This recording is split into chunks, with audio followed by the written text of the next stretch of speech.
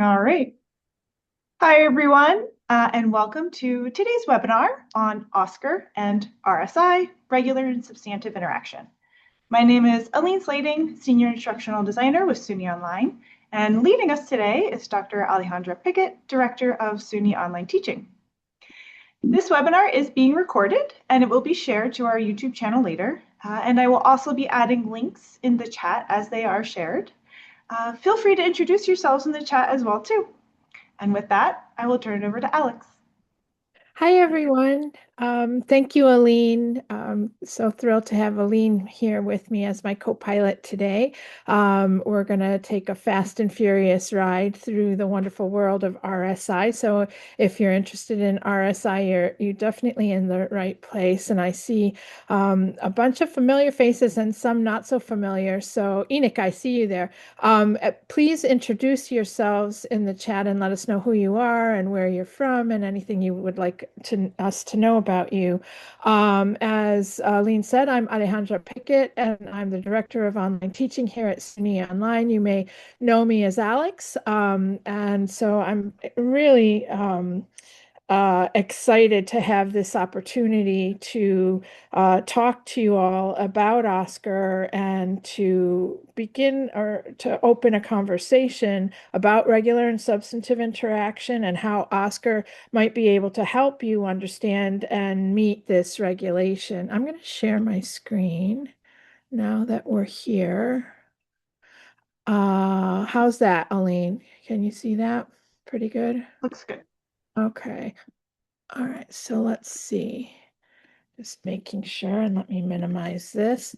So please go ahead and put any questions you might have in the chat, and I'm going to go through all the slides and all the information, and then we'll have time at the end for some questions. So just as an introduction to me, if you don't know me, again, I'm in charge of online teaching at SUNY Online. I'm an adjunct from time to time, at the moment not, but I have been for many years at our university at Albany, teaching introduction to online teaching in an online format, fully online format. I'm also a Middle States peer reviewer, and I am an instructional designer in my heart of hearts. And I'm also I refer to myself affectionately as OSCQR's mom. So I'm really excited to talk with you about how OSCQR can assist you with any plans you might have to build awareness and to address the RSI regulations. So before we go too much further, I just want to let you know that all of the links that I'm going to be sharing in this session and a copy of this presentation can all be found at this URL. So you don't have to worry about finding or copying any links down during the presentation, and you'll have them all to return to when you have time to more deeply explore the resources. So my co-pilot Aline is going to be putting the links in the chat, but don't worry, because all of the links that she'll put in the chat are in this document here, which is a links, all of the companion links to this session. And then this document is located in this folder. And the document is here, down here. The last one is the document. This one is the presentation and some additional resources. And all of these are available to you at this bit.ly link. Okay. All right, so let's talk a little bit about what we're going to do today. The goal of this presentation is to provide you with an understanding of RSI and how you can use OSCQR to support awareness building around this regulation, and understand how and which OSCQR standards can be used to ensure RSI compliance in the instructional design of online courses. And it's intended to give you information and access to tools that you can use to help you consider online course quality and the ongoing online course review and refresh processes and activities in your own online courses that might relate to RSI. It assumes, so this workshop or this webinar assumes that you already have some familiarity with online course review models, with standards and processes. And I just want to level set expectations. This is not intended to show you how to use OSCQR or conduct reviews. I do want to point you to our spring trainings coming up in 2026 that will do that. So we have one if you're interested in doing a self-assessment of your own online course design, or if you are interested in being a peer reviewer or a reviewer, if you're an instructional designer, you want to do course reviews, we have webinars that go into more detail about how to use OSCQR. So I want to point you to those sessions, and we'll put links up to the place to look for that information. We also have those available as recordings. So the ones that we did this semester in fall 2025, both the self-assessment and the peer review or the reviewer session are currently up and online, and you can take a look at those if you're interested in that. So today you're going to be provided with an overview of the RSI regulation in detail. So, and then you're going to receive a brief overview of OSCQR. Again, the process, the set of tools, the resources, the standards, and all of these are openly licensed. If you're not familiar with OSCQR, everything is openly licensed and free for you to use and adapt however you would like. And we're also going to review and discuss selected OSCQR standards that are related to RSI to really help you understand how they either directly support or can be leveraged to support RSI.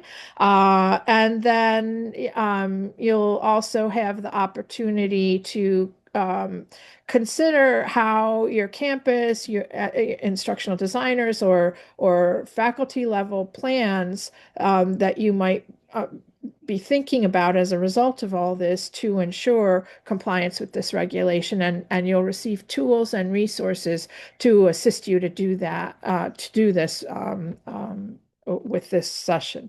So as there's a bonus, you're going to get 2 badges if you like badges, which I love badges. So for attending the session today, you have the opportunity to earn 2 badges.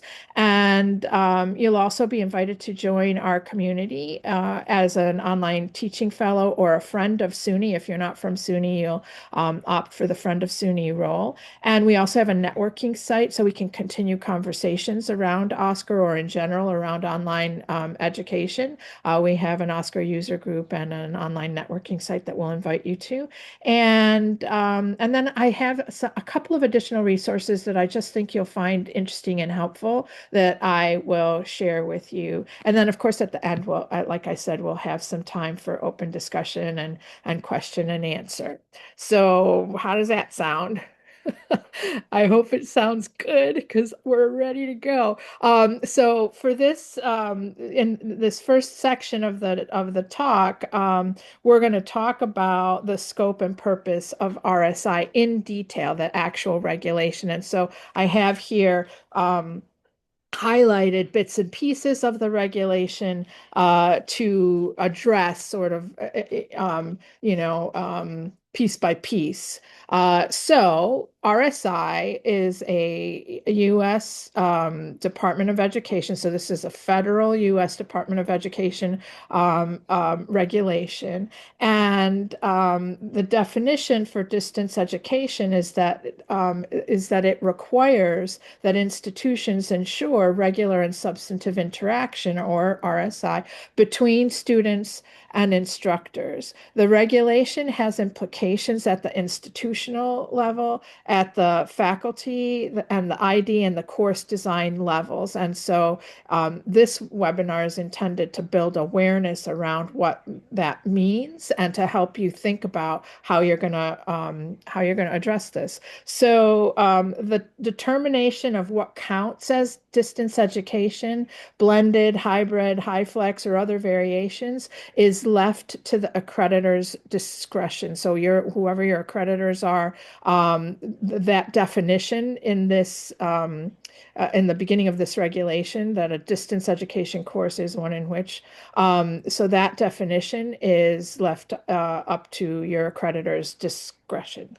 Okay, so we want to talk about the fact that this regulation really has a very narrow scope, and its purpose is intended to distinguish distance education from correspondence courses for financial aid purposes, period.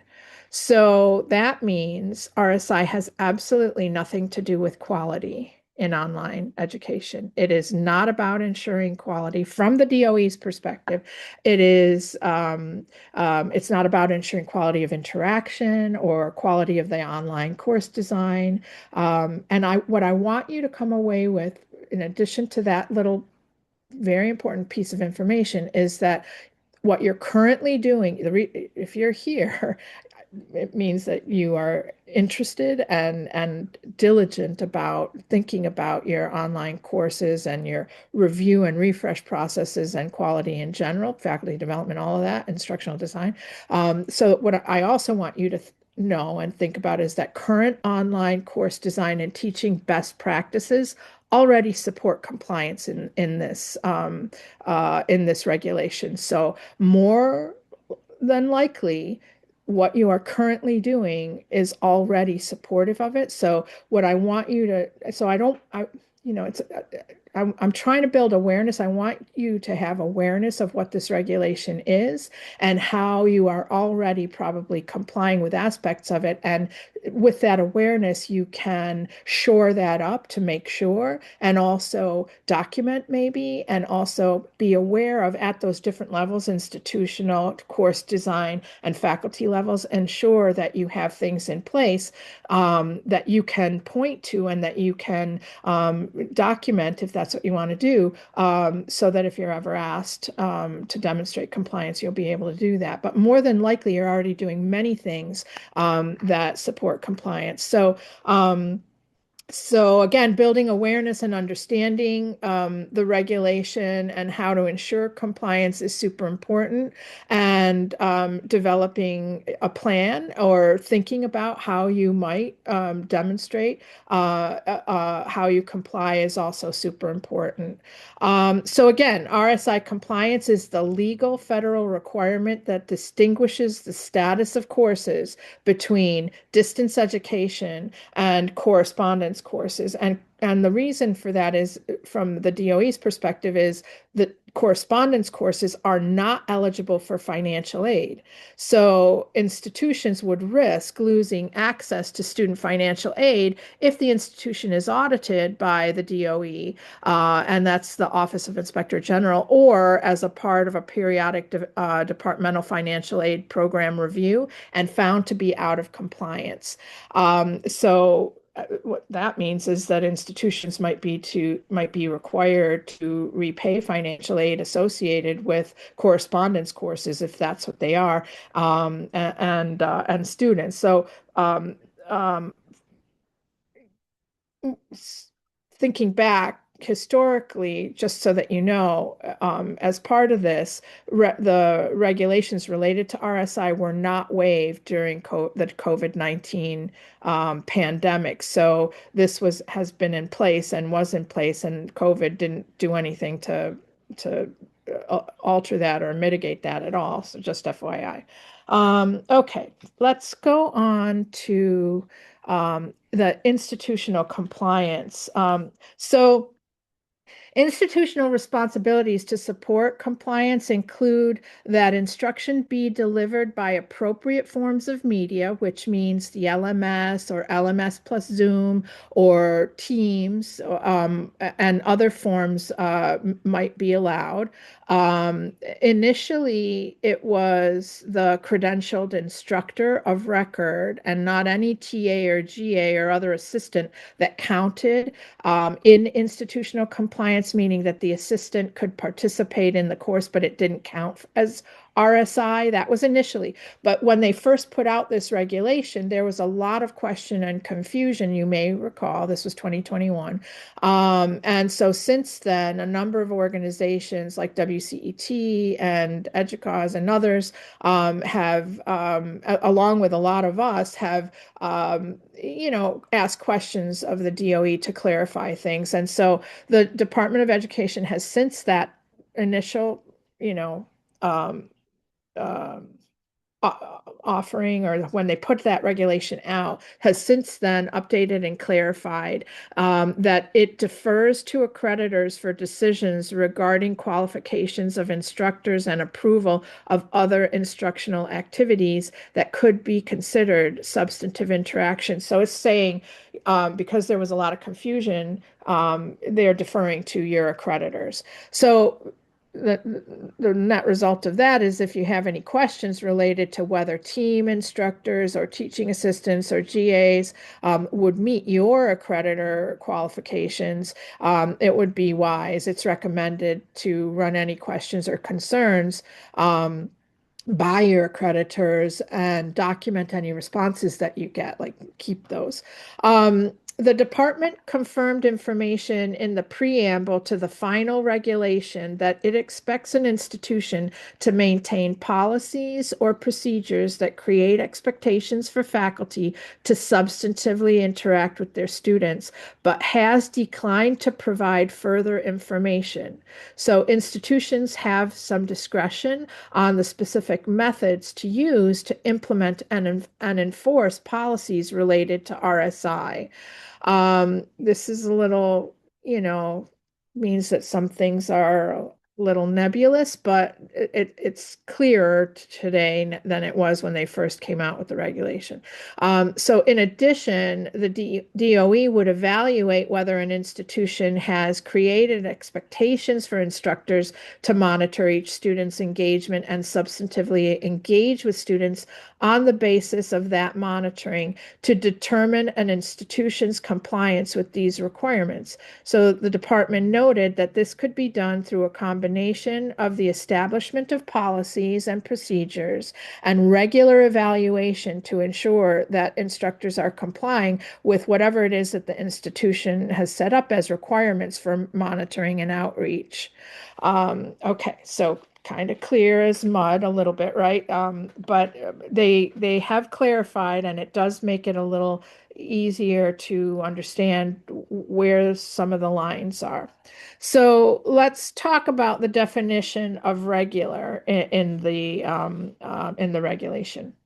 The department has indicated that a number of issues will be addressed on a case-by-case basis, of course, such as, for example, whether interactions are commensurate with the length of time and amount of content in the course or the competency, the specific criteria for measuring compliance with the promptly and proactively requirement of the regular portion of the definition.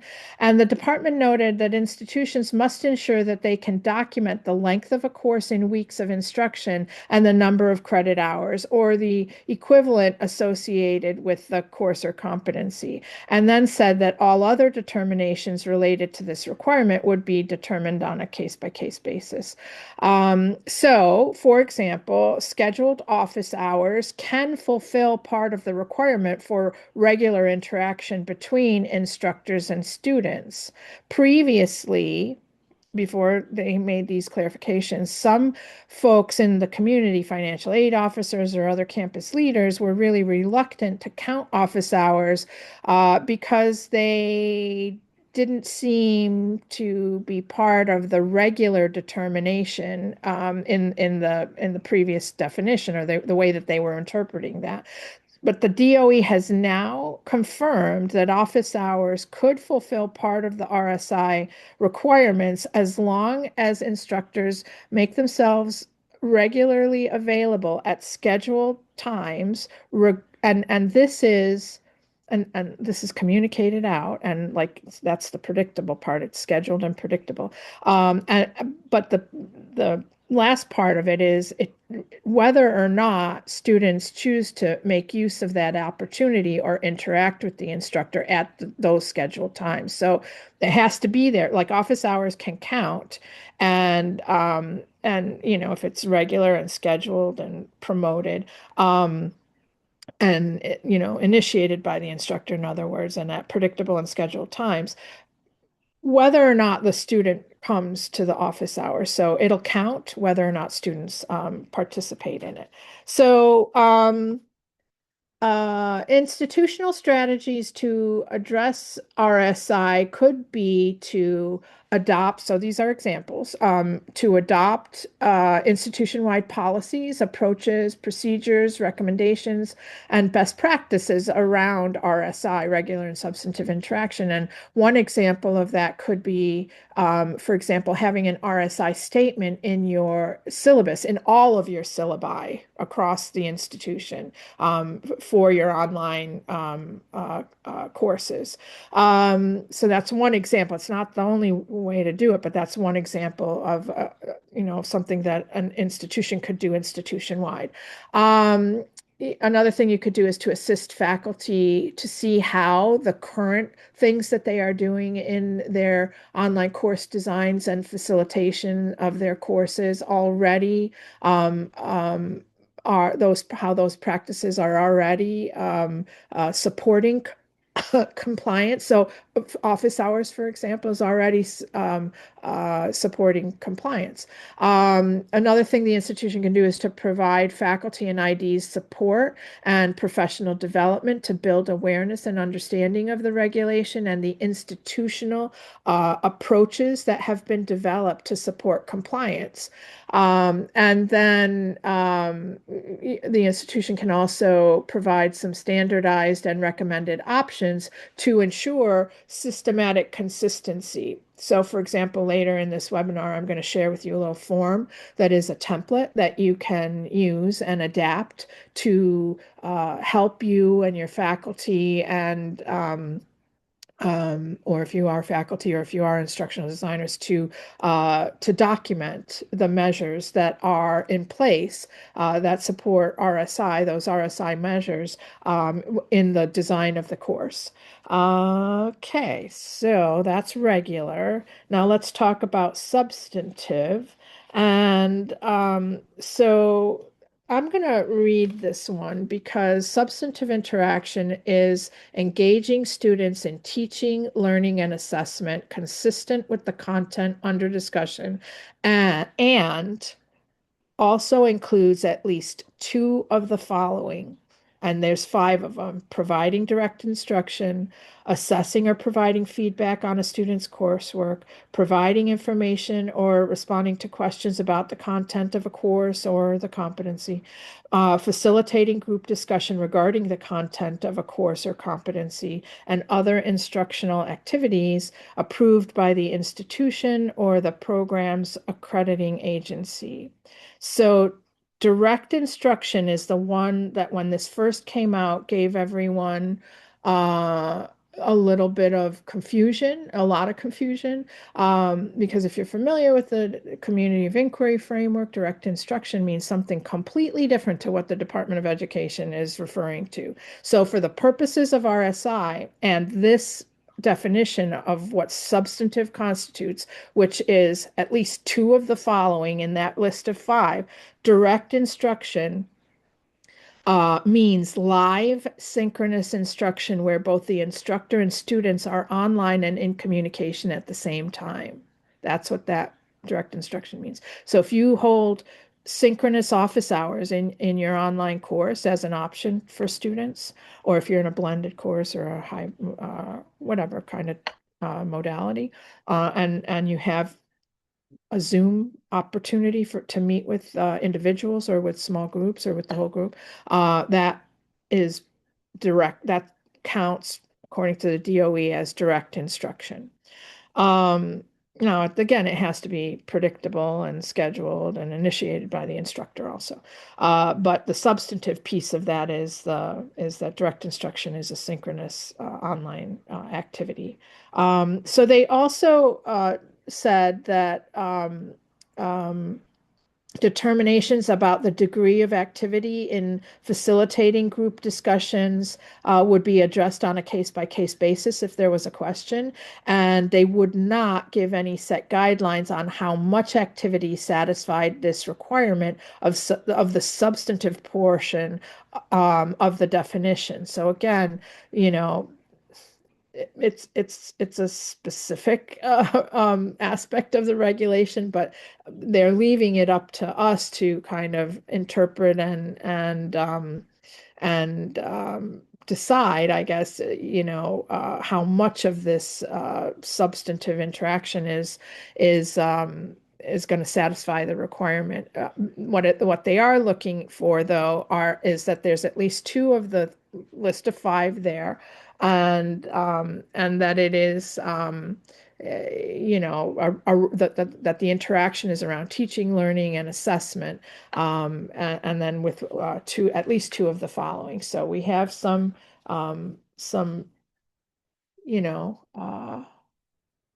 leeway there, I guess, to interpret this.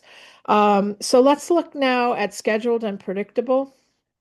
Um, The definition of scheduled and predictable entails specific scheduled opportunities to interact with the instructor on academic issues, and that these are in place via a specific modality, regardless of whether the students avail themselves of the opportunity, and also initiated by the instructor. So if a student initiates a question, that unless it was originally um, initiated by the instructor. So the instructor says, if you have any questions about, the expectations for this course or about this assignment, then, come to office hours or come to this discussion forum and ask your question. That then would count. If the student just randomly contacts the instructor with a question without some of that in place around it, then that does not count, because it has to be scheduled, it has to be predictable, and it has to be initiated by the instructor. All right, so let's go to kind of to review, I guess, and so in an online teaching and learning environment of any kind, in any modality, to be compliant with RSI, interactions need to have at least two of those five things. So there has to be some direct instruction involved, or some interaction around coursework and feedback, information about the course content, expectations, and inviting questions by the instructor in a scheduled and predictable way, group discussions of course content that are initiated by the instructor and where they participate in that interaction. And then again, there might be other methods and other instructional methods that would be approved by the institution's accreditor, and you would need to check on those. If you want to count them as RSI, you would just need to check with them to make sure that they agree with that. So what all of this means is that regular interaction requires an institution to ensure, prior to the student's completion of a course or competency, that there is an opportunity for substantive interactions between the instructor and the student on predictable and scheduled bases, and that's commensurate with the length of time and the amount of content in the course or competency. And the institution's also responsible for monitoring the student's academic engagement and success, and ensuring that the instructor is responsible for promptly and proactively engaging in substantive interaction with the student when needed on the basis of such monitoring or upon request by the student. So all of this is just to be compliant with RSI, with that regulation. And again, it does not include everything necessary for a high quality, effective online learning experience. RSI does not address and is not targeted on learner engagement. Again, right? Office hours, regardless of whether the student comes or not. It's not targeted on learner engagement, and it's not targeted on learner to learner interaction. So we know, as social constructivists, which probably all of us are, that in order to learn, you have to interact as a learner with the instructor, with the content, and with other learners in order to build your understanding, be able to apply things, and be able to develop knowledge.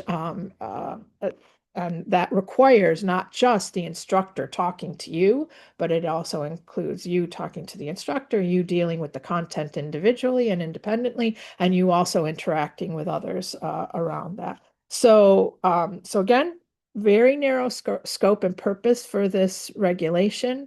You're already probably doing most of the stuff you're doing in your online course designs and facilitation of courses.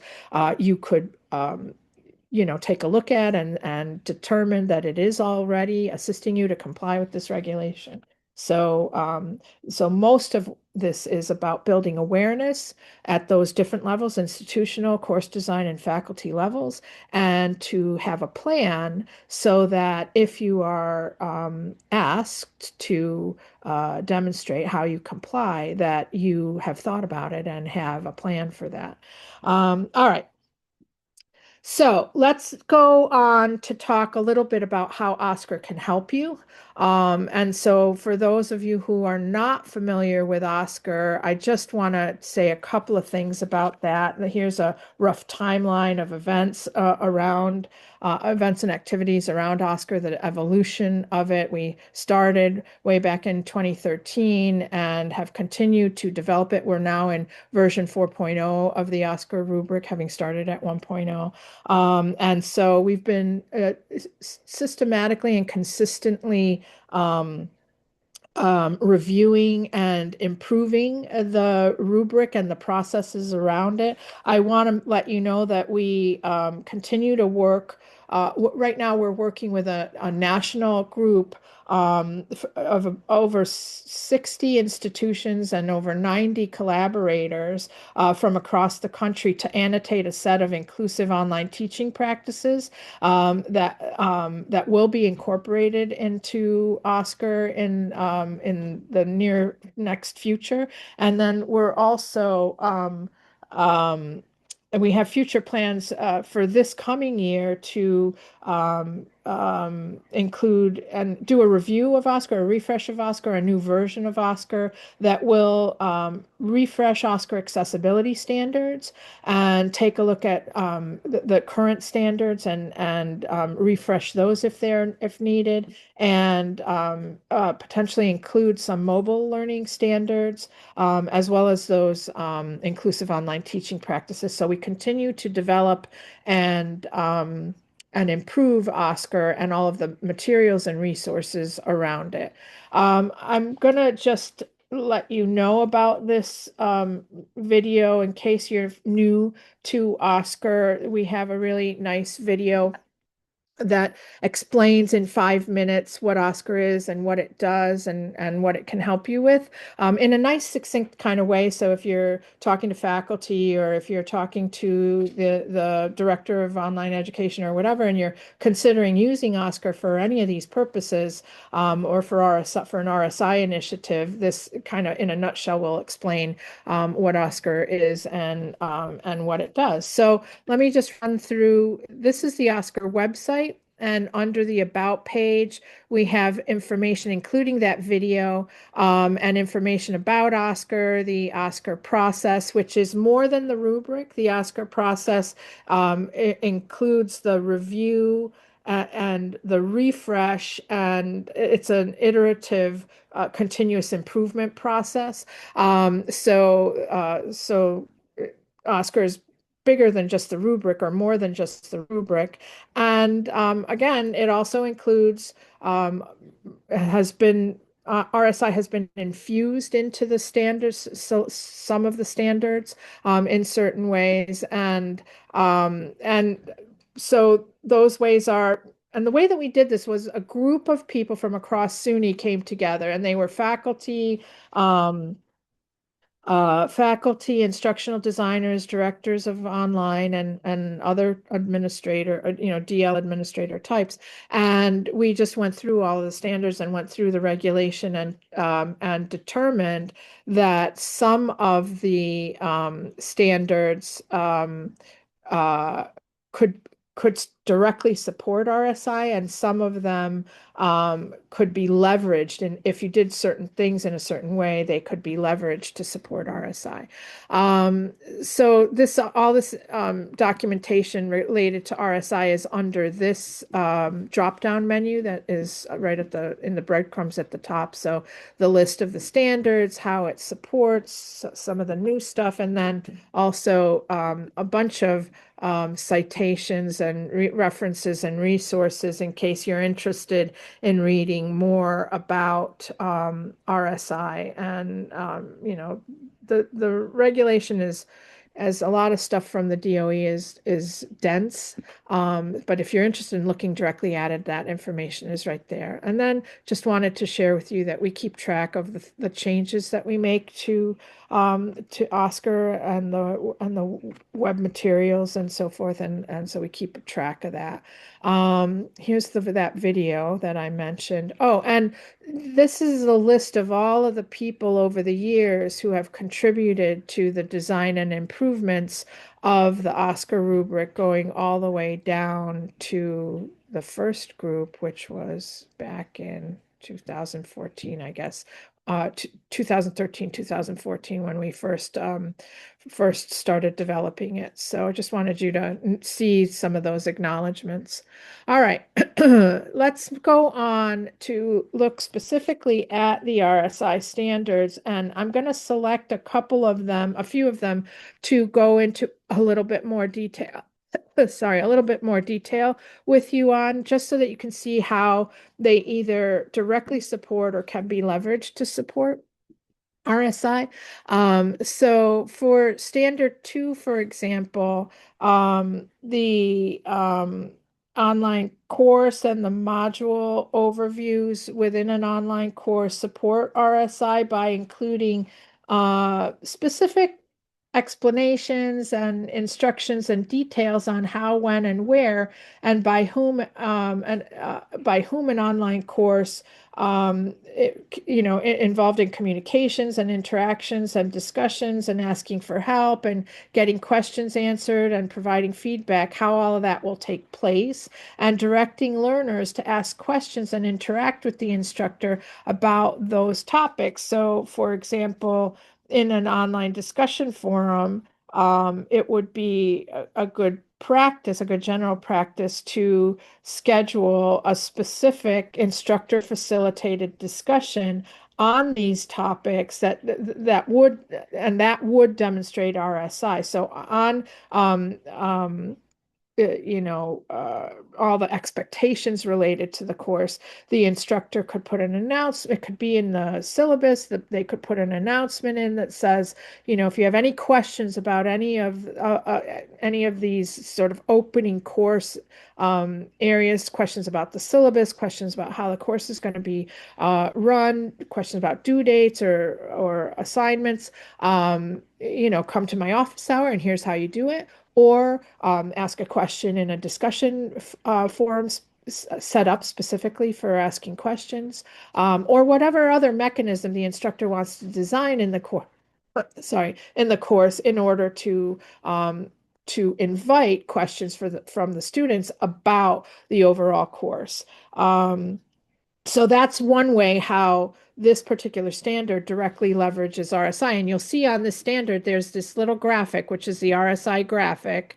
And you'll see down towards the middle of the page, it says how this standard supports RSI. And then there's a bunch of suggestions and some examples and some additional materials and additional resources from outside of SUNY that help you to think about how you might approach the standard in general, but then also specifically to address RSI. So that was standard 2.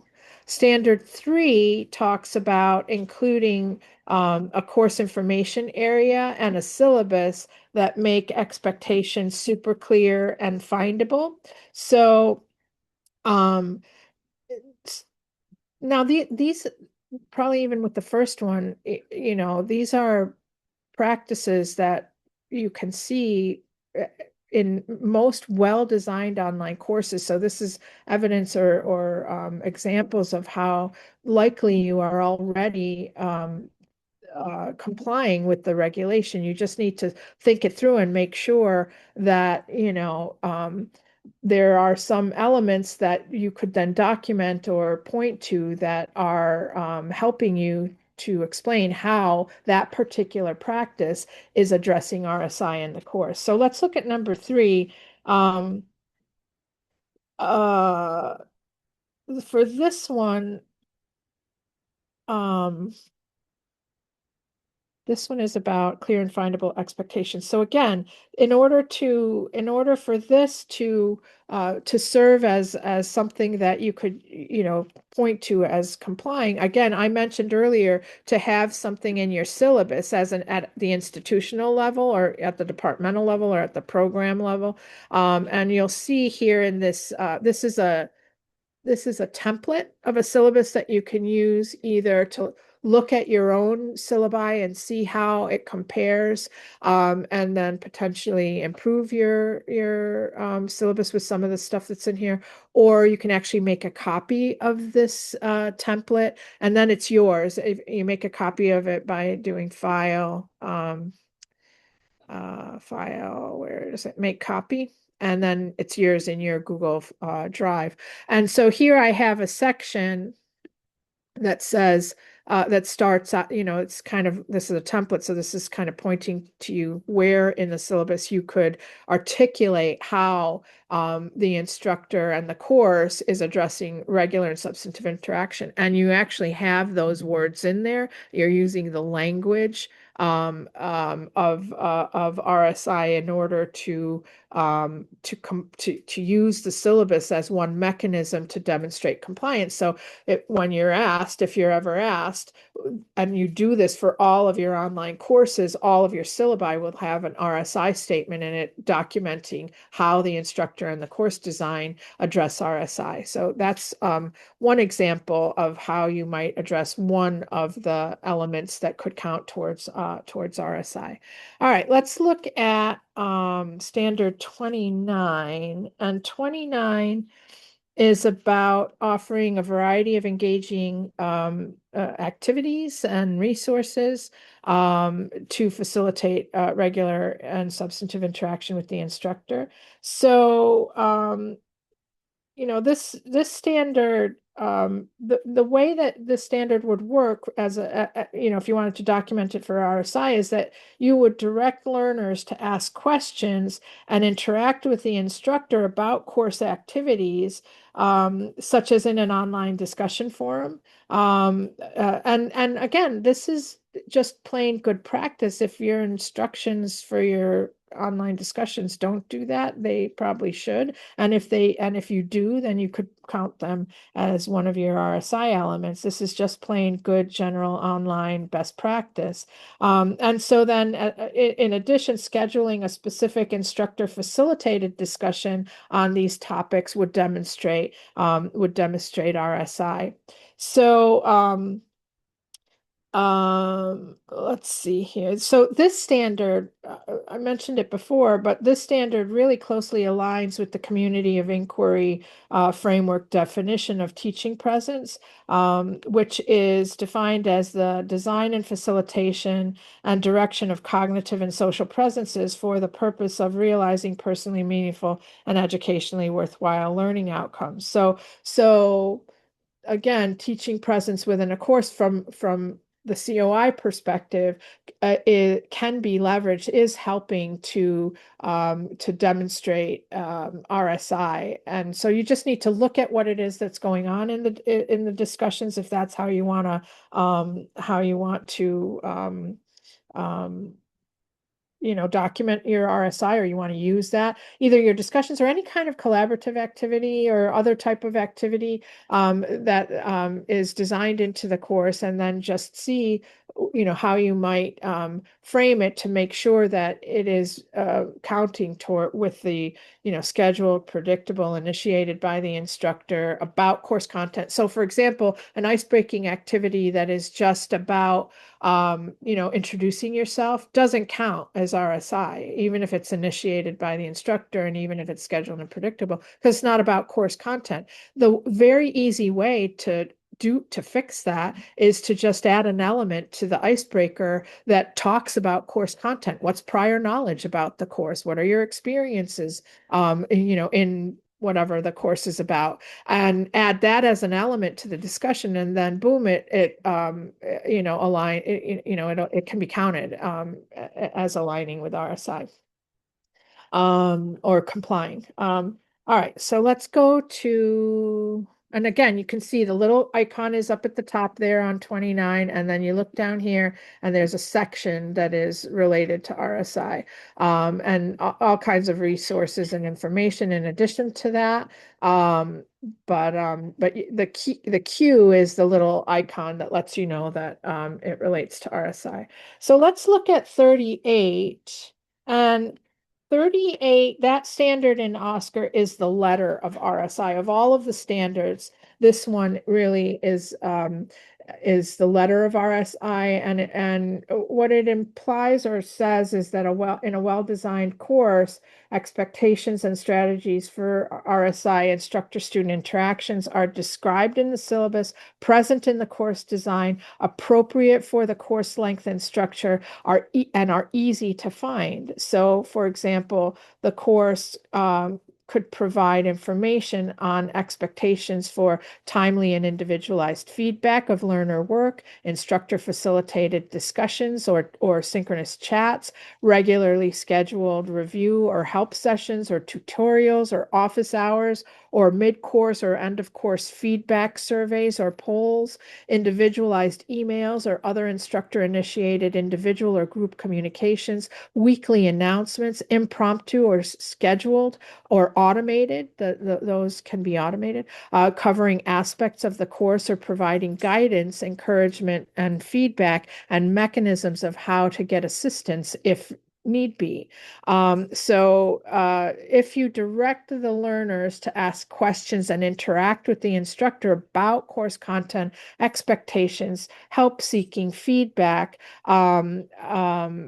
this is general good practice in online course design, but will count as RSI. So scheduling a specific instructor-facilitated discussion on course topics, or to provide any kind of clarification or help or feedback demonstrates compliance with RSI.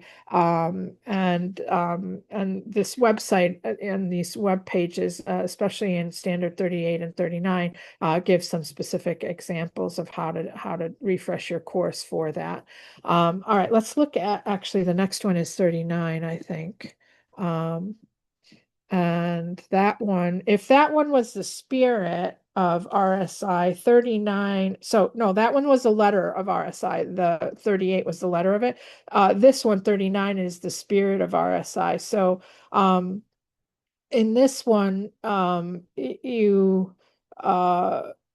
instructor and student interactions are clearly stated and modeled in the course interaction and communication channels. The course information and overview and syllabus materials set expectations for the course and interactions and communications, and make explicit who, what, how, when, where, and how often course interactions will take place. And these expectations will provide details on how the class community will will function as a group and individually, and learner questions are anticipated by the instructor and addressed in that course expectations documentation, also potentially in discussion forums designed for those purposes, or in any kinds of asynchronous or synchronous activities for additional help or questions, and to create support and a common understanding of all of the course across all of the course participants. So these kinds of instructor communication plans can be included in the course expectations, in the course information area of the course, or detailed in the course syllabus material. So if you look at that syllabus template that I gave you, there's a bunch of stuff in there that documents all of this that's related to standard 39. All right, so let's go on to some standards that, so those standards that I just went over directly support RSI. So these ones specifically address RSI, and I went through, I think, all of those. Now let's look at the ones that can be leveraged to support RSI if you do it in a particular way. So, for example, I'm going to look at which one did I want to do? I wanted to do this one, 30. So 30 is about, let's go to 30. This one is about providing activities for learners to develop higher order thinking skills and problem solving skills, such as critical reflection and analysis. And on the face of it, you might not be clearly see how instructor initiated, scheduled, and predictable opportunities for interaction with the instructor and the student might support that. But it can support that with activities and interactions with the instructor that guide students to deepen their learning by asking questions that require the learners to dig deeper into their understanding of the course content and concepts. And you're probably already doing that in your course designs, because that's just good practice, right? And by designing course opportunities and activities and interactions and communications to specifically target and assist learners to move from basic levels of cognition and understanding to include concrete thinking, memorization, understanding, to higher order thinking skills that include, more abstract thinking, critical metacognitive thinking, analysis and synthesis, then you are creating the mechanism that can be leveraged to support RSI. And the way that you would do that is by having directing the learners to to ask questions of you. So actually having a discussion forum associated with whatever that learning activity is, where they can come and ask questions of you around that topic, where they can get extra help around that topic, and that opportunity to interact with you around that is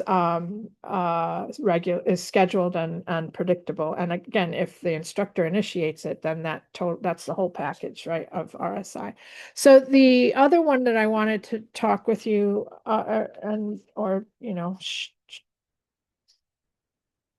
address that can be leveraged, right? So it's not on the face of it clear how it specifically addresses RSI, but it can be leveraged if you add some elements to it. And for this one, the key would be to direct learners to ask questions and interact with the instructor about their understanding of the course materials and concepts, and about the course assessments, such as in some kind of a forum that would be set up specific, or some kind of mechanism. It doesn't have to be a forum. It could also be, direct instruction, like an office hour or whatever.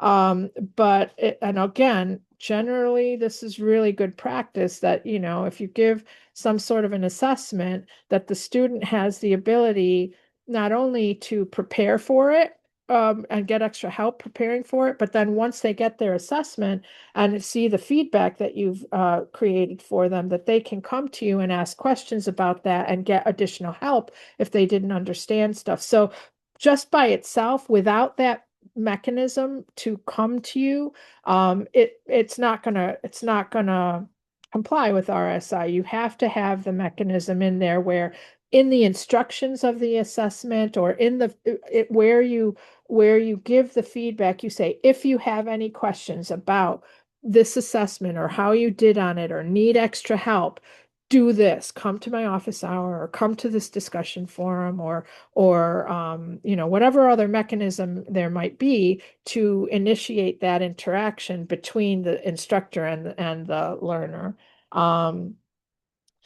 Let's see. Yeah, so scheduling that specific instructor interaction. It can also be in groups. It can also be in private to discuss course content, activities, assignment feedback, to provide help, to answer questions, and to get guidance and clarification demonstrates compliance with RSI. So that's how you can leverage this particular standard to do that. And again, most likely you all are probably doing this already. You just need to make sure to shore up that connection between here's the feedback you got, or here's the assessment you're going to take, and here's how you get extra help. And that is scheduled, predictable, and initiated by the instructor in some way. All right, so let's see, what else have we got here? I think that's it. So we've gone through some selected standards that in OSCQR that directly address RSI and some that could be leveraged if you do some additional, stuff to it in order to get it to comply. And again, that all of the stuff that we went through in the beginning of the webinar, you need to consider what, and especially in the pick 2 of the 5 things. You just want to make sure that across the entire course, you have a number of things that you can point to that support regular and substantive interaction, that there is awareness at the institutional level and mechanisms at the institution to support this, and that in the course design, it's articulated, and in the facilitation of the course, the instructor is aware and understands this and can help to with the design and the facilitation of the course to ensure that whatever it is that you've said you want it to count as RSI for that course is in place. All right. Now, a little bit of sort of technical information around OSCQR. In order to go get the rubric and any of the materials and resources around OSCQR, you would come to Get OSCQR, and the PDF version of the rubric is available here that says download the 4.0 PDF version. We also have it in Spanish for anyone who may have friends or colleagues in Spanish speaking environments.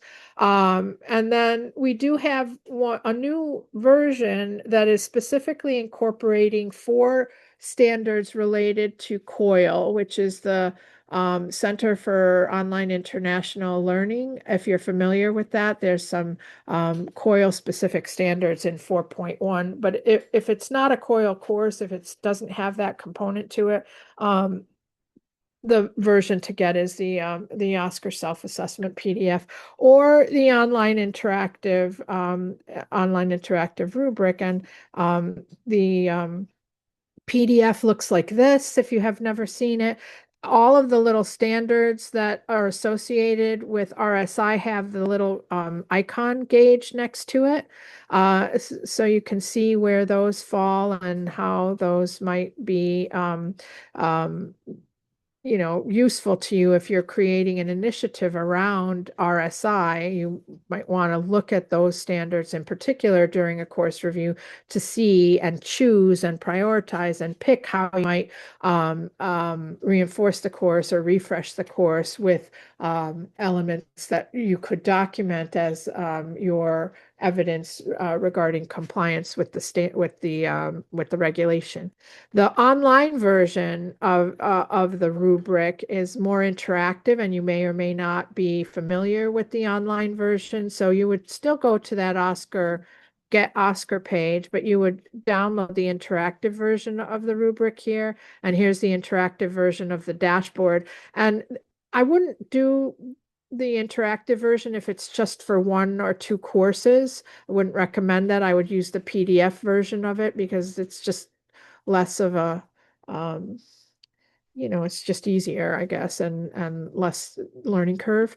But the interactive version could help if you're doing something on a little bit of a larger scale and on an more of an institutional level, so that you can document things and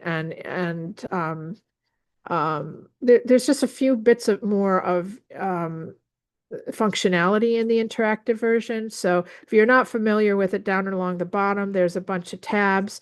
It's set up so that easily you can assign a group of people to do a review on the same course. So here I have the instructional designer would fill out this one, the faculty person themselves would fill out this one, and some other reviewer would fill out the third one. And then as you fill it out, and it's just a fillable, this is a spreadsheet, souped up spreadsheet, and you would just fill it out by clicking on what you think related to the standard. So in this one, I said this one is sufficiently present, but in this one, there is a moderate revision necessary, and that means that I think, from my perspective, it's going to take half an hour to 2 hours to remediate this particular standard in my course.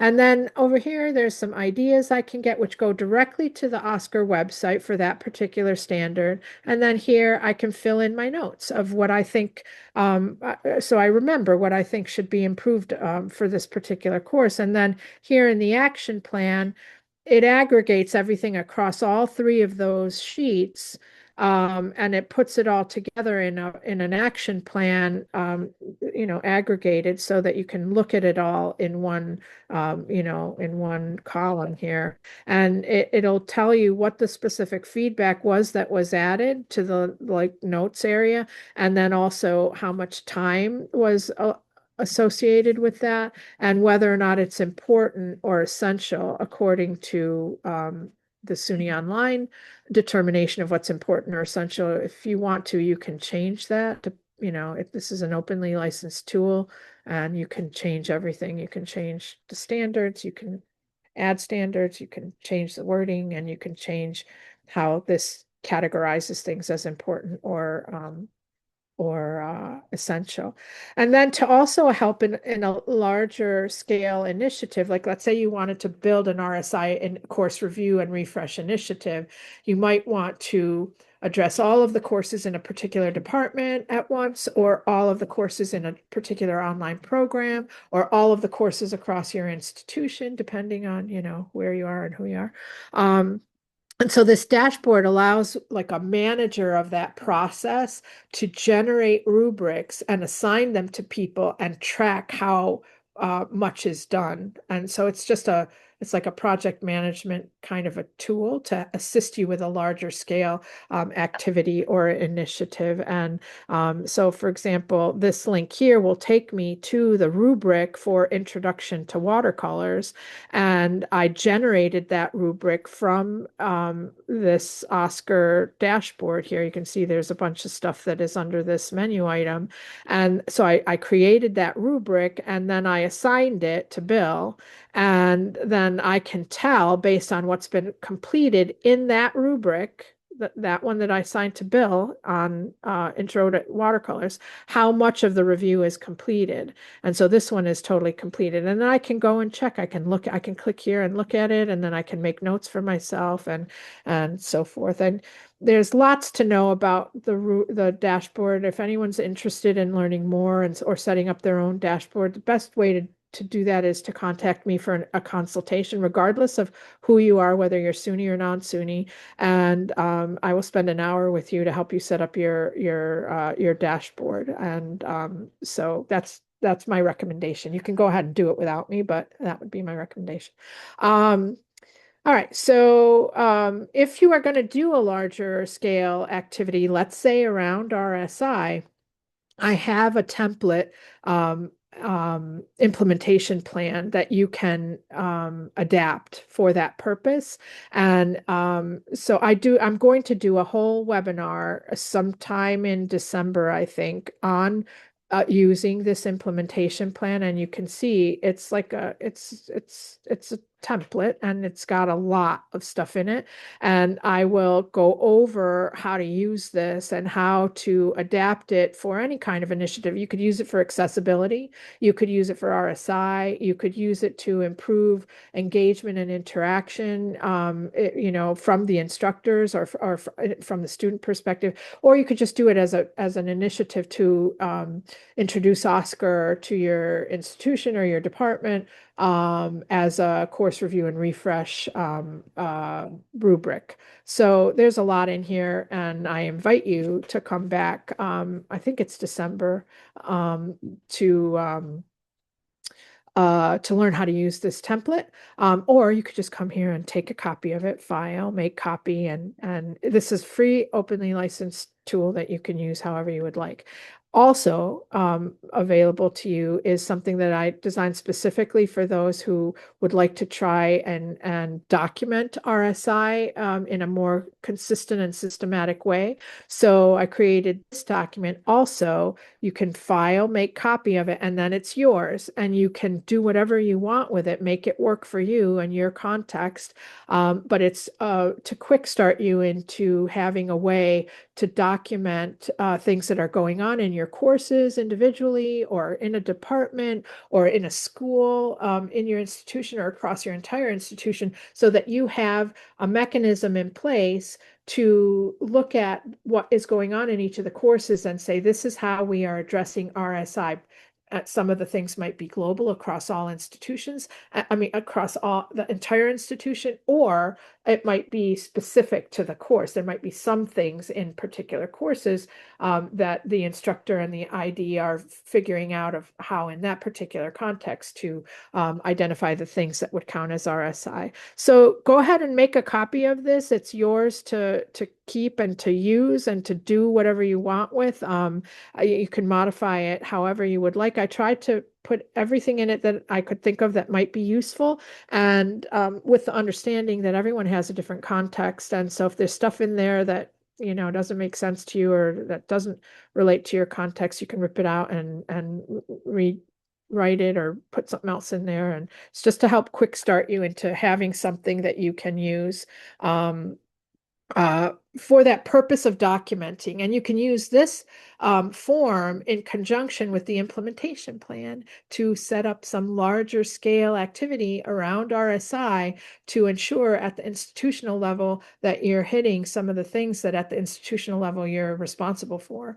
And then also at the course level and the ID level, this can also help you if you just want to use it without the full-on implementation plan. You can do that as an individual instructor, or you can do that in conjunction with your distance learning department and your instructional designer. I would recommend to everybody, SUNY or non-SUNY, that you talk to your distance learning office and to your instructional designers to understand what your campus policies are, what your campus approaches are, to deal with regular and substantive interaction. And you want to make sure that you are following whatever their guidance and guidelines are, and that you understand what those are at the institutional level if you're an ID or a faculty person.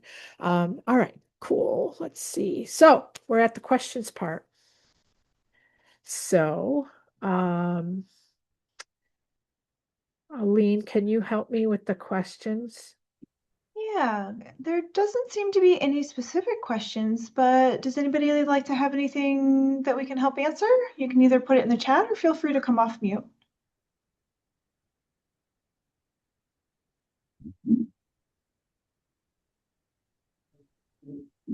Good afternoon, this is Vicky. Hi. Hi, I teach an asynchronous class and I offer opportunities, but the students don't take advantage of them. So I was glad to hear that that's really not part of the consideration, but I'm wondering what else I might do to better engage them. So Vicky, it's not part of the consideration to demonstrate compliance with RSI, but if you're having trouble having students interact with you in your online course, I would immediately run to find your instructional designer and have them help you look at your objectives, look at your content, look at your assignments and activities, and look at your feedback to help you um, see how you could improve engagement and interaction in your course. Because as I said, RSI is only the DOE's way to tell between a correspondence course and a distance learning course for the purposes of financial aid, right? It's not at all about whether or not your course is good or, effective, I guess is what I mean. So if you're saying that you're having problems getting your students to interact at all, then that is an instructional design problem. And there would be ways to look at what you're doing to and not just what you're doing, but what the course design is setting up in terms of how you're presenting content, how you're designing interactive activities and interactions, both for the individual student as well as groups of students, like collaborations and so forth that relate to your content and your learning objectives, and how you are measuring that, how you are assessing that. And so there are so many ways, and we know so much today about what is effective in terms of online engagement, motivation, and interaction. That the best thing I can advise you to do is to make use of the instructional design support services that you might have available on your campus. Where are you located? Maritime. You're at Maritime. So Adele Merlino is your instructional designer. Yes. And I would set up an appointment with her individually to have her help you go through. If I was your instructional designer, I would look at your syllabus. I would look at your stated course level objectives, your learning objectives, and then I would start to do the magic formula. How are those objectives stated? How does the content that you present directly align with those objectives? How do the activities that you present related to that content align with the content and the objectives? And how do your assessments also? And I would look at your instructions, and I would look at the types of activities that you're designing, and then I would give you suggestions and feedback on how to improve that. If you want to do some of that more independently, what I would suggest is that you take Oscar as the PDF version of it and look at each individual standard and self-assess for yourself how those standards are, what you feel is working in your course and what you feel could be improved. So you would be documenting where you think there is some room for improvement related to each of the standards. And then once you have your list, you can use the Oscar website to find ideas about how to improve that particular standard. Now, again, you can't fail Oscar. Even if you found something that could be improved in every single standard, that's okay. And you don't have to do every single one of those things, immediately. It's just to self-assess what you yourself think could be improved in the course. And then you look at what is there and how you assessed it, how long it would take you to fix any one of those things. And some things might take a long time because you don't have the skills yet to do those things. But some things you might be able to do right away. So for example, you could fix your welcome video. If you have a welcome video, well, if you don't have one, you could have one. And if you do have one, but it's just you talking about you and introducing yourself, you could improve that very easily by including in that video a quick tour of your course, showing students the important areas of your course, where the syllabus is, what the expectations are, what the first assignment is, where they go for help, how you do office hours. Just real quick, you could do that. Now, you need some skills in order to do a screencast, and Adele would help you with that, right? So I would leverage the resource that you have. But so very quickly you can determine for yourself what needs to be fixed. You can go to the website and find ideas, and then you can sit and work on a couple of those things yourself to improve a few of those things. You decide which ones you want to fix, and maybe it's the easy ones first. And then maybe you take some of the more difficult ones to Adele and have her help you with something that you don't know how to do yet. And then you keep that list, and maybe you don't get to everything that needs fixing the first time you go through your list. Maybe you don't have enough time to do that, or maybe you just don't want to. And so you just pick the ones that you think are going to either help you the most, or just that are interesting to you to address, and then fix those things. And know that this is an iterative process. It's continuous improvement of the design of your course. So you come back after you teach the improved course, you come back and look at your list and check to see if it worked or not, and then also look at what you still have on your list and pick a couple more things to fix in your course. Just thinking about it as it's not done. I mean, your skills will change, the content changes in your discipline, the content of your materials change, the learning management system changes. Things are constantly changing. So you have to think about it as something that is ongoing and continuous, that you're just, working on your course. It's not going to be done. It's not ever really done, right? Well, Does thank you that so help? much. Does Oh, that yes, absolutely. Thank you so Okay. much. Yes, a Okay, lot of good. good ideas there. It's really easy to just, as an individual instructor, and for those who don't have instructional designers. So in SUNY, we have 64 institutions, and there's all different kinds of models at every SUNY institution. And at some of them, they have instructional designers, and a few of them they don't.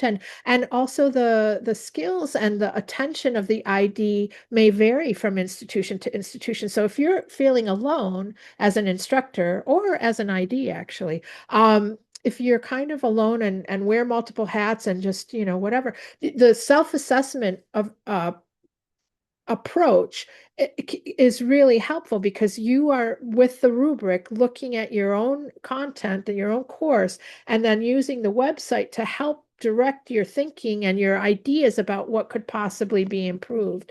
So I recommend that as a very easy entryway into using OSCQR, is to use the self-assessment. And it helps instructional designers, because a lot of instructional designers, their focus is training new faculty. And with new faculty, the major learning curve is with the learning management system. So it's kind of technical, and really good instructional designers focus on pedagogy, but slip in the technical stuff. But they spend a lot of time and energy on the new faculty, because those are the ones who need a lot of attention.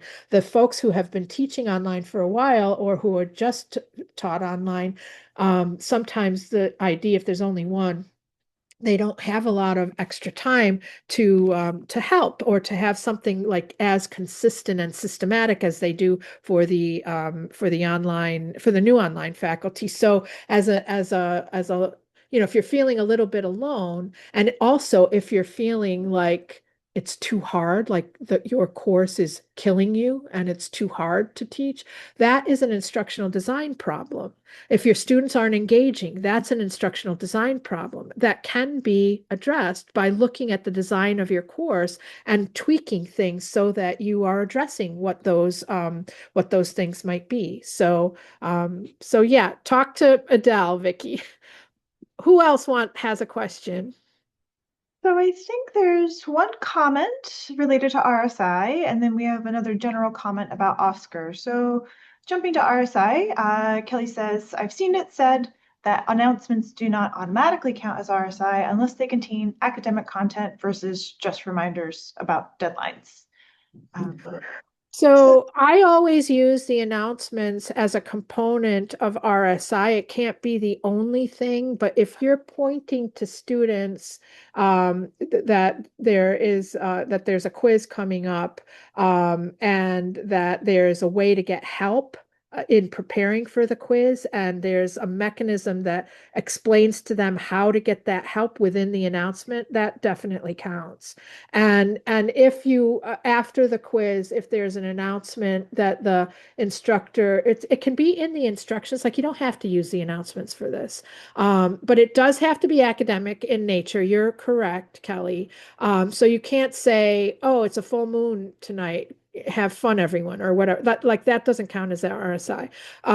But if you say you just got your feedback back from your collaborative assignment, and if anyone has any questions or wants to do a debrief as a group or individually, here's how we go do that. And maybe it's a link to a specific area of a discussion forum, or maybe it's an online synchronous get together, or maybe it's, something else, then that definitely would count.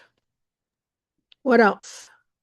So there's a general question about OSCQR and how people utilize the comments section. Ron asks, are people using the comments column section to document positive aspects of any or each standard? Any Absolutely. any comment shows up in the action plan section. So positives are a bit difficult. And just from my experience, I have added positive things. Sometimes I'll also kind of note where something is, but I make sure that the time box says that it is there, so that the comments will be compiled, but the actual time to improve will only reflect those things that I've identified. But I open it up to anybody else who does anything similar or differently. So the process of giving feedback, if you're an instructional designer, like if it's your own course, you can use it however you want, right?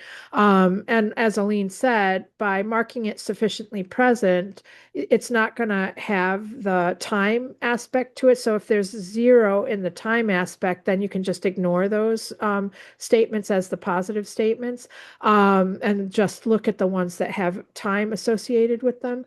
But in any if you're doing it on your own course, then you can kind of do it however you want. If you're an instructional designer, or if you're a peer reviewer in some way, it's really good practice to recognize the things that are going well in the course, in addition to the things that need improvement. None of us like to hear only all the stuff that needs fixing, right? We want to see that someone has seen us and recognize the effort and the activities that we spend so much time putting into our online courses, and you want to try and reinforce those kinds of things with a little bit of I call it warm feedback. And I like to, whenever I'm meeting with an instructor to talk about a course review I have done, I always start with the warm feedback, and to give them a list of the things that I think they're doing quite well, and that I learned from, or that I saw their energy and effort in, as effective and as a productive aspect of the course. And then I go to the cool feedback, which is things that I see that could be improved. And it could be something minor, right? Very, very minor. Or it could be something that would require a little bit more work. Does that help, Ron? Maybe. Yeah, hopefully. There's also some other comments in the chat. Ron adds, yes, thank you. Some other comments. As an instructional designer, I have lots of problems. And I don't know if this is a real question or if it's trying to add another problem, but Ron adds a few IDs were commenting about the ability of AI to hack our course, and has led them to wonder how what they can suggest to their faculty. Ron, was this something you wanted to expand upon, or was it just to kind of have conversation?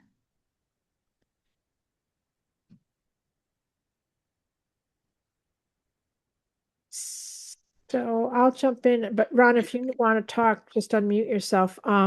Yeah, I will just jump in. I wanted to make sure the RSI component was handled before jumping to this, but I was at SUNY Oneonta with a group of SUNY people in one of the sessions, and some of the IDs that have been doing their job for many, many years were lamenting that when teachers come to them this last year or two with ID questions, it's very difficult to know what to tell your faculty when, so many things that have been great RSI for the last 10 years, discussion boards and stuff like that can be done in seconds with generative AI. Yeah. Yeah, I mean, it's a challenge for all of us right now trying to figure it out, right? And they are getting much better and so we're all on the same side of the table looking at it and trying to figure out how do we support our faculty? What suggestions do we have and what can we do to assist and the reality is that it's here and it's not going away, and we have to figure it out, and we have to figure some of those questions out as the plane is flying. And I think that, there are things that you can do in the course. So, for example, in that syllabus document that I showed, that template, I have a section in there on let me see if I can find it. I have a section in there that addresses RSI. So, this isn't going to solve the problem, but it's a complex issue, right? So there are a number of things that you can put in place that begin to help, right? And so if you don't have an AI statement in your syllabus, and you have expectations around the use of AI in your course, and you don't have a statement about what those expectations are in your syllabus or in your course somewhere, then that's an area for improvement. And it's not going to solve the problem, but your students need to know what's expected. And there's lots of ways to address it. You can not allow it. You can encourage it with under specific conditions, or you can encourage it just in general.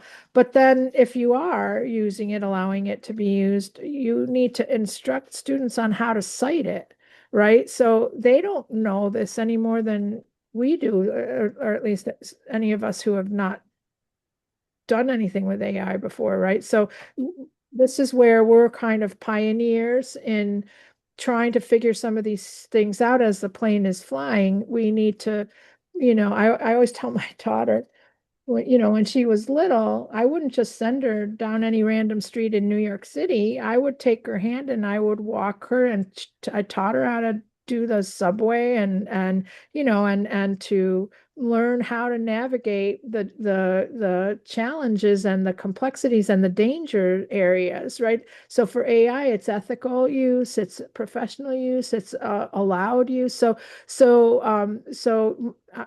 I want students to know how to use it, and I want to guide them. So I use it every day and I'm trying to understand it for professional and academic purposes so that I can guide faculty and instructional designers and my own kid and my own self in how to make sure that I understand what it is so that I can help to come up with some suggestions and some guidance, I guess, for people. And so, for example, one thing I would suggest is if you don't have an AI statement and how to cite things in your online course, I mean, this is true of any course, regardless of whether it's online, but right now we're talking about online.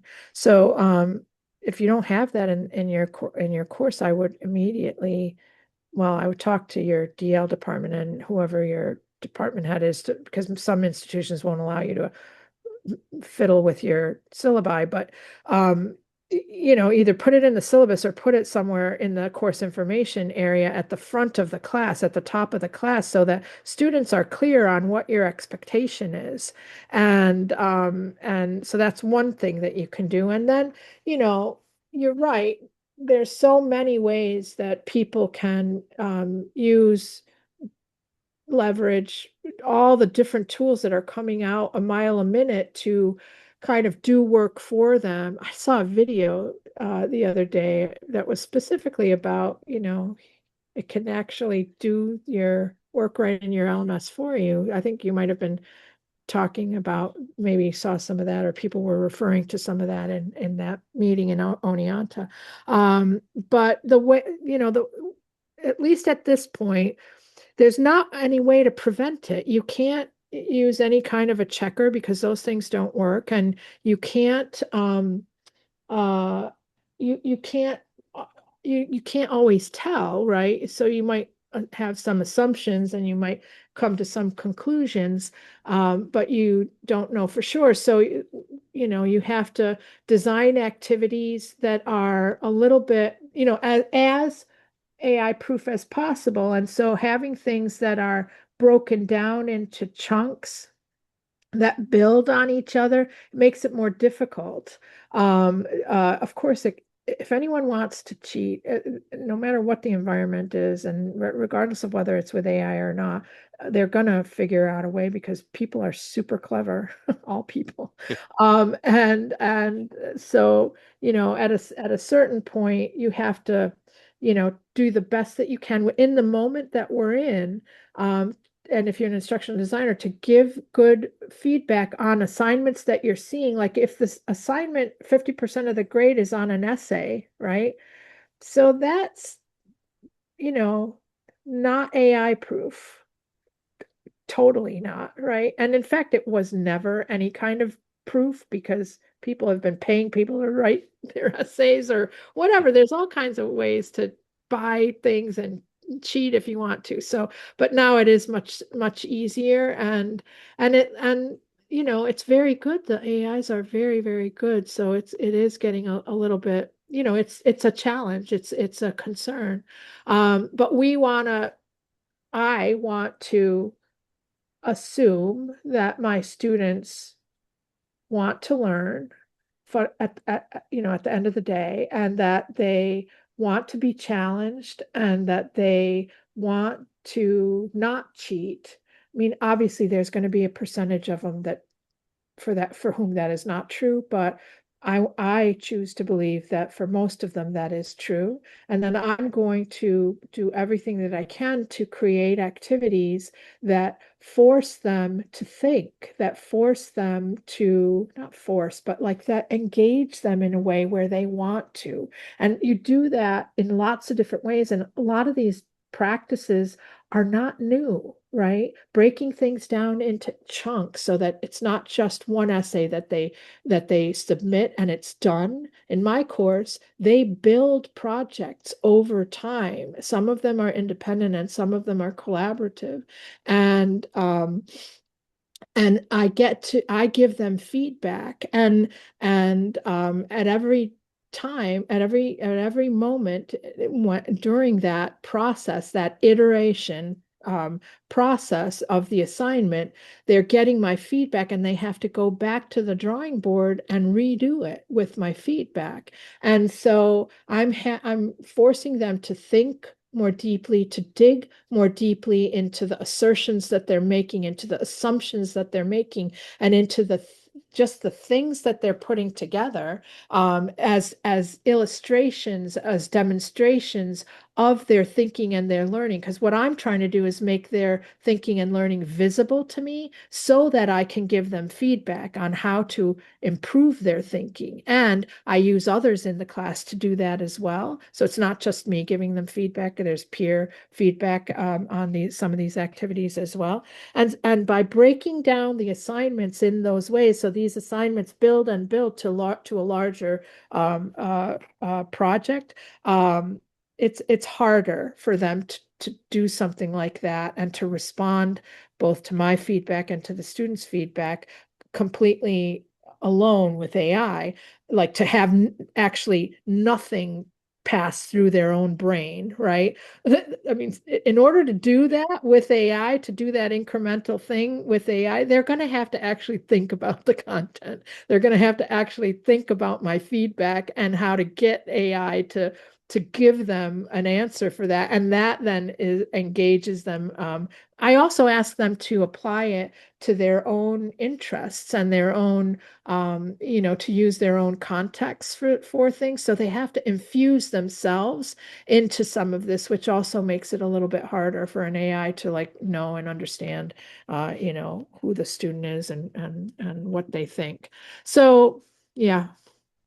I would add just two quick things to that. I think everything you were just talking about could be an excellent SUNY offering down the road. Just thinking back to the, instructional designer that's like, I've been doing my job for 10 years, and just in the last year, I don't know what to tell my own faculty. So I think a seminar or workshop that's really focused around that could be a very good topic. But I'm also wondering, does anybody know here if SUNY has any plans in a future Oscar of having a few rows that address in some way AI? I know Yeah. this year I've added it to my overall narrative section, so I'm just including a thing in the overall narrative that I'm kind of widely calling AI hackability, and I just make comments like, potentially consider changing your discussions because they're all very AI hackable at the moment. Yep, yep. That's a great I'm glad you brought that up, because when I read the list of things that we're working on in the next version of Oscar, AI should have been on that list, and I don't think it was. Mm. So I'm looking for the page where that was. But yeah, that's an important thing for us to think about, and to here it is. And so I think that you're right that we need to look at Oscar and see where is it that we can offer some suggestions related to AI. And A- that's And I would even say that with how you started this session today, saying that RSI actually doesn't have much to do with quality of a course, but I think Oscar is supposed to be the quality of a course. that's right. And I think this all ties, I can't think of the person's name, but there's a gentleman, and I can't remember if he's on YouTube or if he's on a TED Talk, where he basically is saying he's offering a challenge. Give me your online course and I'll bet I can AI hack it in hours and get a B or an A. And I always thought that would be interesting to submit some of my own courses to him. But I think that idea is where and he's been doing this for a year or two, probably almost 2 years since ChatGPT first came public. And I'm kind of wondering if that is an avenue we need to be looking at, is a quality course should be one that can't be AI hacked in an hour or two for a B. Yeah. Yeah, I have to think about all of that. Like, I see your comment also in the chat about steering instructors to live chats rather than discussions. And I always, I always lament when I hear that the technology tail is wagging the pedagogy dog. And so it's a tension, right? And so we have to adapt, and sometimes those adaptations mean evolving to other methods or modalities. But I don't like it.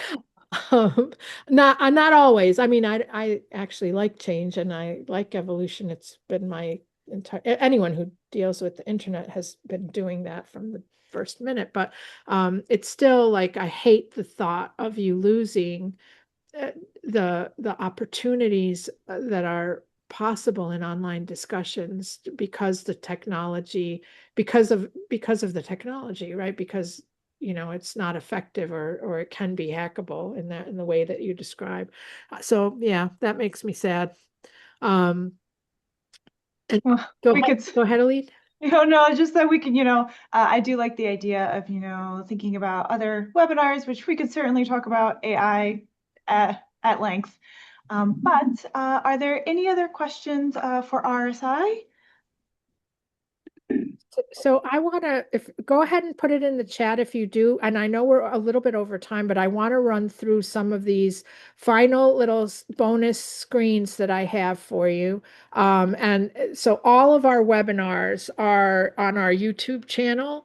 And so this is a list of all of our playlists. And so if you're looking for our earlier online teaching webinars, they're here. And then I also have the Oscar webinar certification series here, of which this session is a part.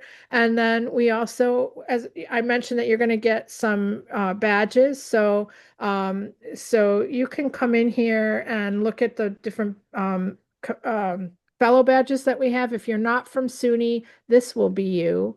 And if you are from SUNY, most likely this will be you, but you can always self-select, if you're from SUNY, self-select one of the other fellow roles. I think we're going to give you these automatically, so you don't have to actually do anything to get those. And, oh no, come on. Now it's not moving. Oh, I was doing so good.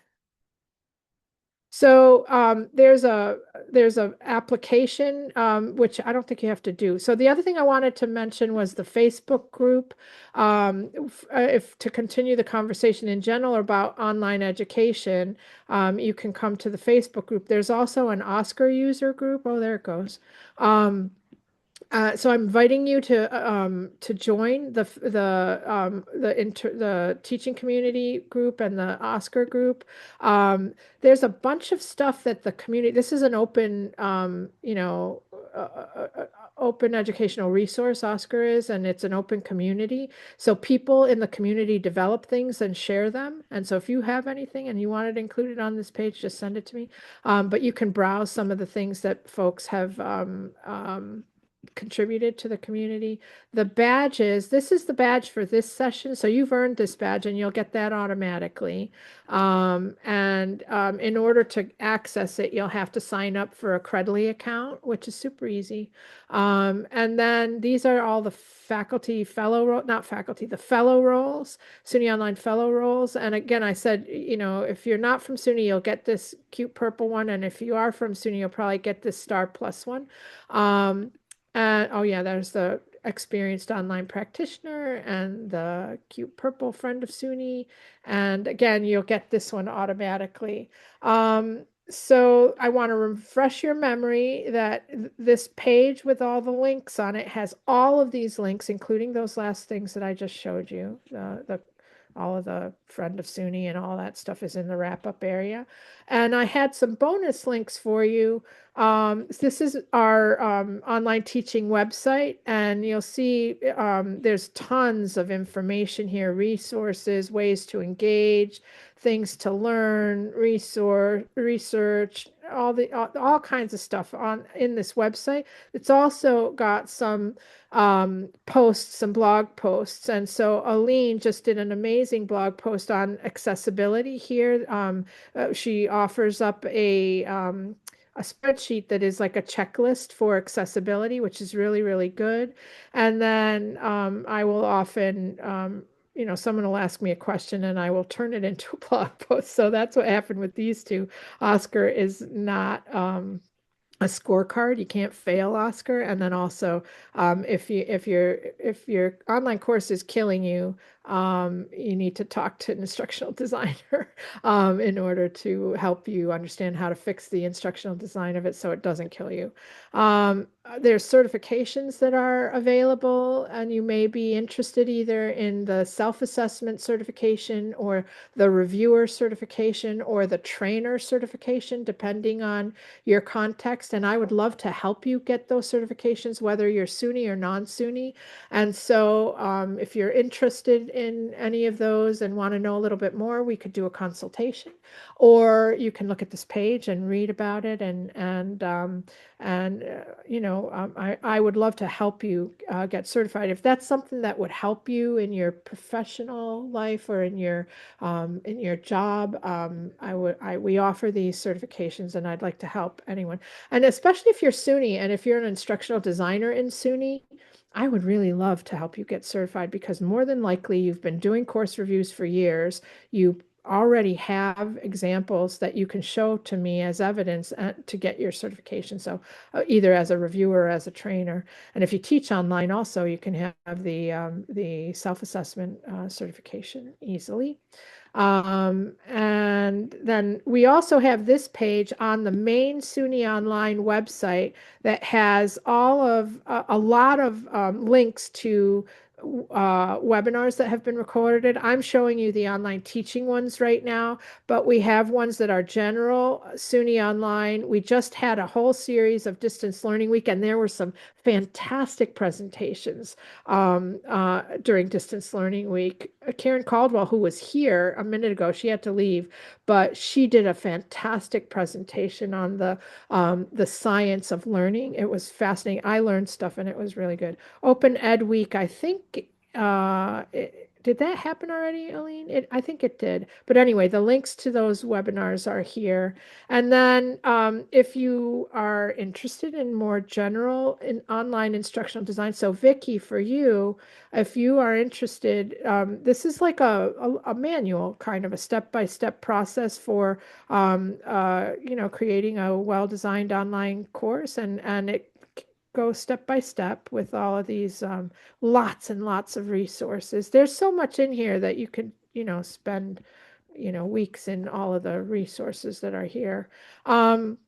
And then I wanted to also mention the DLE templates. So these DLE templates are templates that were designed in Brightspace that are OSCQR infused and accessible. So they've been reviewed for accessibility.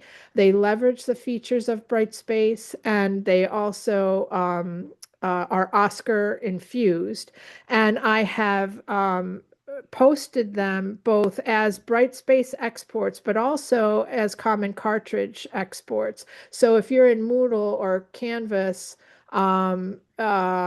you can download the zip of the common cartridge and upload it into your learning management system, and then let me know how that goes, because I'd be curious. But I've exported them for that purpose, and you can see different documentation related to the course templates. Let me just show you what it looks like. This is the asynchronous template.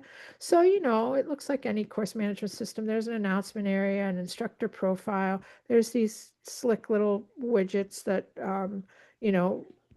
these are all the modules of the course, and then you click into it and get into the content area of the course, and it has all the basic stuff. I mean, most of the course learning management systems are fairly similar in that they allow you to make documents and organize them into modules or buckets, whatever you want to call the chunks of your course. And so these are all, again, like I said, OSCQR infused. So everything relates to an element of OSCQR. So you can come here and take a look at what is here. Now here, this is what I wanted to do so you could see the whole thing. So it's not working. I don't know why. Anyway, there's a lot of stuff in here. So anyway, if you download the zip and have your distance learning administrator or whoever your application administrator is loaded into your system, you can take a look at it and see if there's stuff in here that you could use or that you want. It's a really good way to quick start faculty into an effective course design. It's got everything in it and it's already accessible. And now once the instructor starts putting content in, then it ceases potentially to be accessible, but at least it gets people off to a really good quick start of a course. So here's your office hours. They can be synchronous or asynchronous, an area for class community, an area to ask a question, how to get help, and then some activities that might be done before the course actually begins, that kind of thing. So, and there's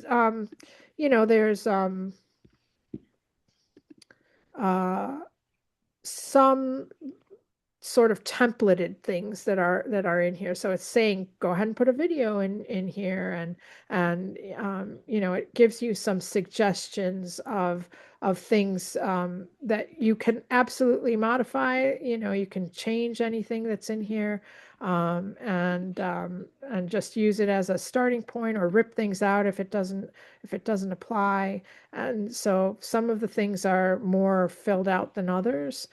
This is all about Brightspace, which won't be relevant if you're not using Brightspace, but there's all kinds of stuff in here. So take a look if you want. And I think that's it. So thank you, Alex. Thank you, everyone. Like I mentioned, this recording will be posted to our YouTube channel, which I've put in the chat. Registration is also open for our last OSCQR webinar of the semester, designing an OSCQR implementation plan. I believe it is December 12th-ish. And then we have additional SUNY Online webinars coming up in December.